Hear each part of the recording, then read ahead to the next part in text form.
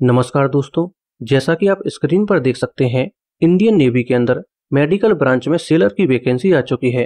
दोस्तों, ये वैकेंसी सिर्फ और सिर्फ मेल कैंडिडेट्स यानी कि लड़कों के लिए है। इसके एप्लीकेशन फॉर्म 7 सितंबर 2024 से शुरू हो चुके हैं और एप्लीकेशन की लास्ट डेट 17 सितंबर 2024 है।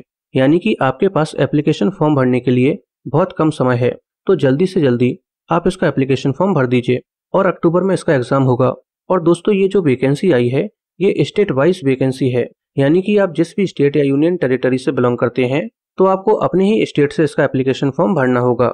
आइए दोस्तों, अब जानते हैं कि इसमें क्वालिफिकेशन क्या मांगी गई है, आपकी एज क्या होनी चाहिए, एग्जाम पैटर्न क्या होता है और अगर आपका फाइनल सिलेक्शन हो जाता है तो आपकी सैलरी क्या होगी। दोस्तों, क्वालिफिकेशन की बात करूं तो आपका 12th क्लास कंप्लीट होना चाहिए और 12th में आपके पीसीबी यानी कि फिजिक्स, केमिस्ट्री और बायोलॉजी सब्जेक्ट होने चाहिए और 12th में आपके मिनिमम 50% तो होनी चाहिए और इसके अलावा हर एक सब्जेक्ट में 40% मार्क्स भी होने चाहिए, तभी आप इसका एप्लीकेशन फॉर्म भर सकते हैं।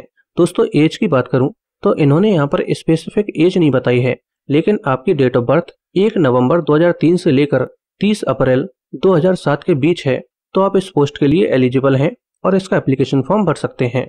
आइए दोस्तों, अब जानते हैं कि इसका सिलेक्शन प्रोसेस कैसा होता है। तो इसके सिलेक्शन प्रोसेस में 2 स्टेज होती हैं, स्टेज 1 और स्टेज 2।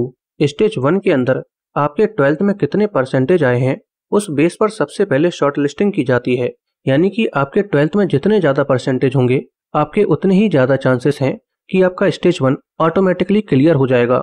और दोस्तों, मैंने आपको पहले ही बताया है कि ये एक स्टेट वाइज वैकेंसी है, तो आप ये मत सोचिए कि आपके 12th में परसेंटेज कम है तो आप इसका एप्लीकेशन फॉर्म ना भरें, क्योंकि हो सकता है किसी स्टेट में बच्चों के 12th में परसेंटेज ज्यादा आए हों तो वहां पर कट ऑफ ज्यादा जा सकता है और जहां पर परसेंटेज कम आए होंगे वहां पर कट ऑफ कम जा सकता है। तो आप इसका एप्लीकेशन फॉर्म जरूर भरिए, क्योंकि किसी भी कैटेगरी के लिए कोई भी एप्लीकेशन फीस नहीं है। दोस्तों, स्टेज 1 क्लियर होने के बाद आपका स्टेज 2 में पीएफटी यानी कि physical fitness test, written examination और डिटेल्ड मेडिकल एग्जामिनेशन होता है। तो आइए इसे भी डिटेल में समझ लेते हैं। पीएफटी में आपकी 1.6 किलोमीटर की दौड़ होगी, जिसमें आपको 6.5 मिनट का समय दिया जाएगा। इसके बाद आपको 20 स्क्वाट्स यानी कि उठक बैठक करनी होगी, 15 पुशअप्स लगाने होंगे और 15 बेंट नी सिटअप्स लगाने होंगे। इसके बाद आपका रिटन टेस्ट होगा, जो बाइलिंगुअल यानी कि इंग्लिश और हिंदी दोनों लैंग्वेज में होगा।